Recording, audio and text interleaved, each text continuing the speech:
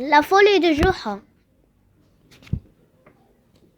Juha rencontre un ami qu'il n'a pas vu depuis longtemps. Ils sont très contents de se retrouver et chacun d'eux demande à l'autre de ses nouvelles.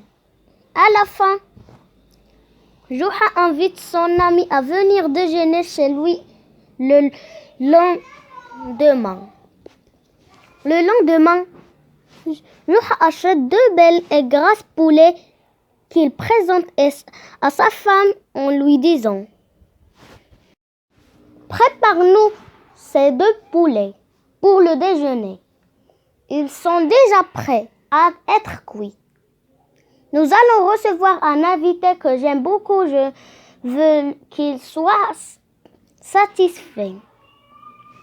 Compte sur moi, lui répond son épouse. Ce sera un excellent repas. La femme de Juha met les poulets à cuire, après avoir ajouté les épices nécessaires. Bientôt, une bonne odeur emplit la cuisine. La femme vérifie le temps la cuisson.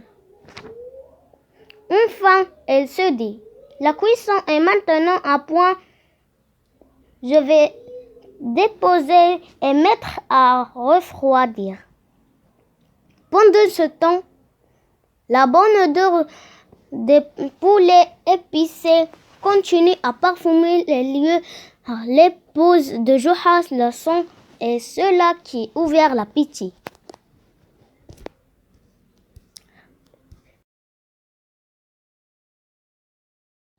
Je vais, se dit-elle, goûter si c'est bon. Oh, juste un petit morceau. Comme cela, j'ajouterai des épices si c'est nécessaire. Elle découpe un morceau de chair d'un des 2 poulets et le mange. C'est bon, se dit-elle. C'est même très bon. Mais je me demande si l'autre poulet est aussi bien cuit. Pour le savoir, elle découpe un morceau de 2e poulet et avale avec plaisir. Le poulet est bien cuit. De ce côté, se dit-elle encore, mais je me demande si notre côté est aussi bien réussi. Elle se le demande et hésite de se donner une réponse. Pour cela, elle retourne le poulet et elle arrache un morceau qu'elle porte une nouvelle fois à la bouche. Mon Dieu, s'écrie-t-elle alors, voilà un poulet que je ne peux plus poser tel qu'il est. Il lui manque une partie sur chacune des 2 faces. Je n'ai plus qu'à le manger entièrement. Je donnerai le 2e poulet à mon mari et son ami. Il leur suffira largement. Aussitôt dit, aussi fait. La femme de Juha avale toute la chair d'un poulet. Malgré cela, elle a toujours faim. Elle hésite, ne sait plus que faire. Elle a bien envie de manger l'autre poulet, mais elle a peur de son mari, qui va sûrement se fâcher. De toute façon, se dit-elle, à la fin, Juha cria et se fâchera pour le poulet manquant. Que je laisse le 2e poulet ou je le mange. Cela ne changera rien à la colère. Cela ne changera rien à la colère de Juha. C'est ce qu'elle fait et en quelques minutes, la 2e poule disparaît comme la première. Sa faim disparaît aussi, mais elle a peur de la prendre. Mon Dieu, s'écrie-t-elle, midi approche. Juha ne va pas tarder à venir. Son ami aussi va se présenter bientôt. Que ferai-je? Que dirai-je? Elle entend frapper à la porte et va ouvrir en tremblant. c'est l'ami de Joha qui se tient à la porte. Il salue la maîtresse de maison qui tout à coup une idée. Elle regarde à droite et à gauche pour voir si son mari ne vient pas.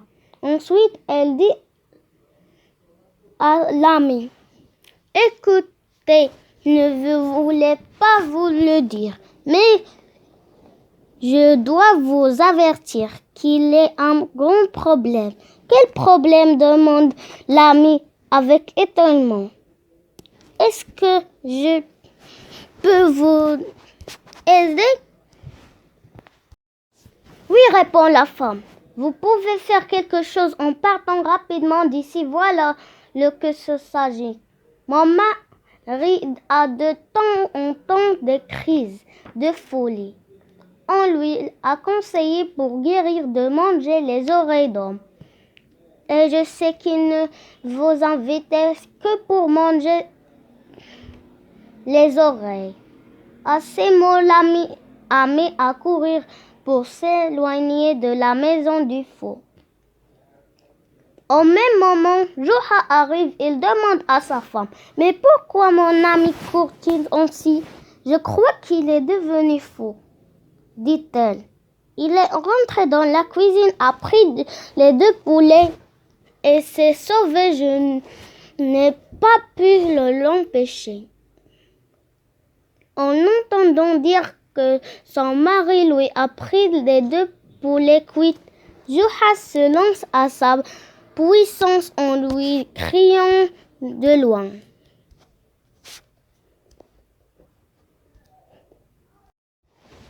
arrête, tu m'entends? Reviens, qu'est-ce que tu veux que je mange? Moi? Donne-moi au moins l'une des 2. À ces mots, son mari lui crie tout en continuant à courir: si tu m'attrapes, tu peux prendre les 2, mais tu ne m'auras pas. Elles sont à moi et je veux les garder. Et il continue à courir en se frottant de temps en temps les oreilles pour s'assurer qu'elles sont toujours bien en place.